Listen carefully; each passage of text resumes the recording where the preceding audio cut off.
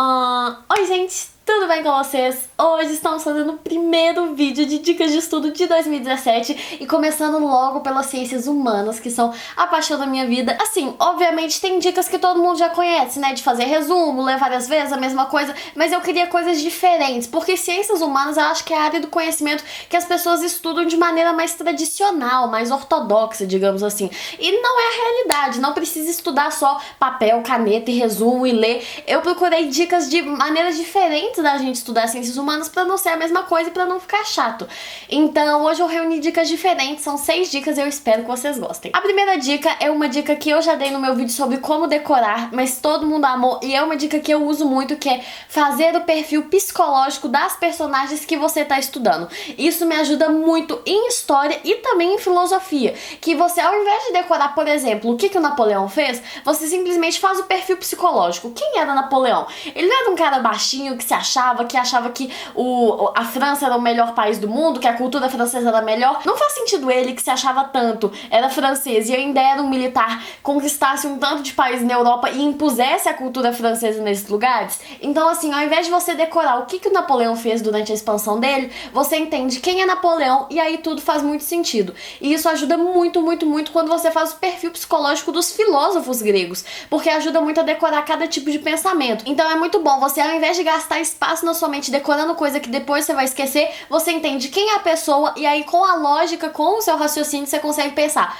ok, a pessoa é assim, então ela fez isso. Então isso me ajuda muito. Outra dica muito legal é sempre tentar associar a matéria com o cotidiano, porque um erro que a gente comete é muitas vezes achar que, por exemplo, a história tá muito distante da nossa realidade, que a filosofia não faz sentido nenhum na vida, que a geografia não se manifesta. Então assim, é sempre importante a gente olhar, estudar a matéria e pensar, ok, onde que isso tá no meu dia a dia? Em que lugares esse clima que eu tô estudando se manifesta? Como que esse acontecimento histórico muda a minha realidade? Então assim, sempre trazer pra realidade e, se possível, você conseguir esse conhecimento de outra forma. Então muitas vezes, se você assistir um filme ou um documentário que trate sobre esse assunto, você vai aprender muito mais e muito mais rápido do que se você ficar horas e horas estudando e lendo. Então assim, filmes históricos, não preciso nem falar que existem centenas, documentários, livros, músicas, um tanto de coisa que você pode usar pra estudar sem ser por livro didático, pela coisa que a gente já conhece. Então assim, às vezes a gente pensa, não, mas filme não é estudo. Pode ser sim, muitas vezes você pode aprender muito mais em 2 horas de filme do que estudando horas e horas seguidas. Outra dica muito legal é que na história, toda vez que você estudar um conteúdo, você anota os pontos chaves daquele conteúdo. Um acontecimento importante que aconteceu, um ano em que tudo mudou, uma data muito importante, uma coisa que aconteceu, uma pessoa importante desse período. E na filosofia, você anota os acontecimentos que marcaram aquela corrente filosófica. Então, por exemplo, você está estudando aqui o modernismo no Brasil, não dá pra você pensar no modernismo sem lembrar, por exemplo, da Semana de Arte de 1922. Então esse foi um evento marcante. Se você entender esse evento, você entende a corrente filosófica, ou a corrente literária, ou o movimento artístico que está acontecendo. Então sempre que você estudar uma matéria de humanas, principalmente história, filosofia, sociologia, esse tipo de coisa, sempre anote o que marcou esse movimento que você está estudando, quais movimentos, quais manifestações, quais pessoas, quais datas marcaram esse movimento. A quarta dica, que eu sinceramente acho que é a mais legal, foi uma dica que uma inscrita do canal deu, que eu perguntei no Facebook como que vocês estudam ciências humanas. Se vocês não me acompanham no Facebook, recomendo que me acompanhem, porque eu peço dica pra todos os vídeos. Então eu perguntei como que vocês estudam ciências humanas e ela mandou uma história muito legal. Ela falou que ela cria uma historinha na cabeça dela e depois conta pra ela mesma como se fosse uma fofoca. Então ela falou que na sociologia, na filosofia, ela decora, nossa, porque Platão foi padawan de Sócrates e aí um discordava da ideia do outro, que caô, que loucura. Então assim, ela decorava como se fosse uma fofoca, como se fosse assim, pessoas que vivem na realidade dela e ela estivesse falando alguma coisa sobre eles. Então eu achei uma dica muito legal, porque você cria uma historinha na sua cabeça e acaba que você não esquece. Eu vou dar essa dica assim, até todo mundo entender que criar historinha, criar musiquinha, criar trocadilho, são coisas que fazem a gente não apenas decorar, mas a gente entender a matéria. Então, obrigada pela dica. A quinta dica é uma coisa muito legal que eu uso pra aprender geografia. Eu sou muito ruim em clima, relevo, vegetação. E um problema muito muito grande que eu tenho é decorar onde que fica a Mata Atlântica, onde que ficam os manguezais, esse tipo de coisa. Então, algo que eu fazia é listar todos os tipos climáticos, os tipos de relevo, e cada clima, cada vegetação, eu relacionava a uma cidade. Então, por exemplo, o clima tropical, eu lembro da Amazônia, lembro, por exemplo, de Manaus. Então eu penso, ok, como que Manaus é no verão, no inverno, como que essa cidade é? E isso é muito bom pra você fazer, principalmente em cidades que você conhece. Então fica muito mais fácil. Ao invés de eu ficar decorando quais são as características da Mata Atlântica, do relevo, da vegetação, eu pensar, eu vivo nesse tipo de vegetação, como que é o clima aqui no inverno? É mais ameno, é mais frio, mais quente? Então assim, ao invés de você ficar decorando, você pega uma cidade pra relacionar com cada tipo de relevo, de clima, pra você não ter que ficar decorando. Isso ajuda muito. E a sexta dica é você pegar fotos, pinturas que sejam do período que você está estudando ou que retratem esse período e você tente entender o que está sendo representado. Porque uma coisa importantíssima da história é entender não apenas o que aconteceu, mas como as pessoas viram a história. Então, por exemplo, Idade Média. É muito importante a gente entender o que aconteceu nela,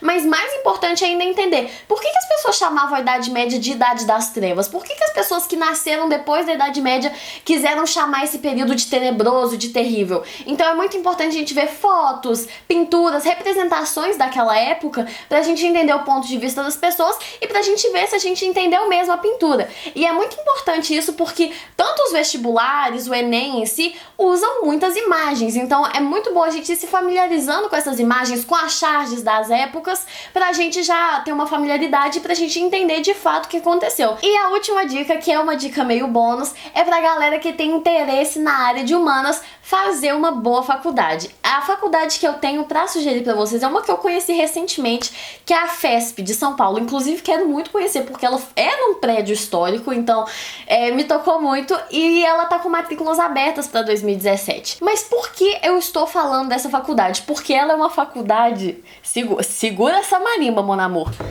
só de ciências humanas. Apenas de ciências humanas. Ou seja, você pode conversar com todo mundo na faculdade porque todo mundo é legal. Além de ter sido a primeira faculdade de sociologia do Brasil, ela tem uns cursos muito diferenciados. De graduação, ela oferece 2 cursos, mas tem outros vários, diversos, dezenas de cursos de pós-graduação. O primeiro é Biblioteconomia e Ciência da Informação. Nesse curso, você aprende não apenas a lidar com livros e biblioteca e acervo escrito, mas todo tipo de informação. Então, informação digital, informação escrita, informação de arquivo, todo esse tipo de coisa, o curso de biblioteconomia consegue abranger. Então, eles formam bibliotecários que podem trabalhar na internet, que podem trabalhar em empresas, que podem trabalhar em bibliotecas, em acervos, em memoriais. É uma vastidão muito grande porque o curso é mais do que uma simples biblioteconomia, abrange todos os tipos de informação, seja ela em forma de livros, em forma escrita, ou seja ela de qualquer outro jeito. E o outro curso que a FESP oferece, que também só tem lá,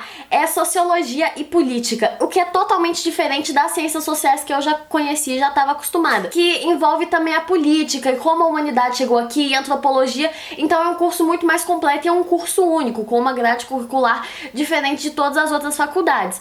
E assim, eu fui ver o site da FESP e eu encontrei umas 20 mil vezes as pessoas falando, não, porque o ensino da FESP é artesanal e os alunos são artesanais e os professores artesanais. Eu não entendi durante um tempo. Eu fiquei pensando, gente, mas eles fazem argila na aula? O que é artesanal? Por quê?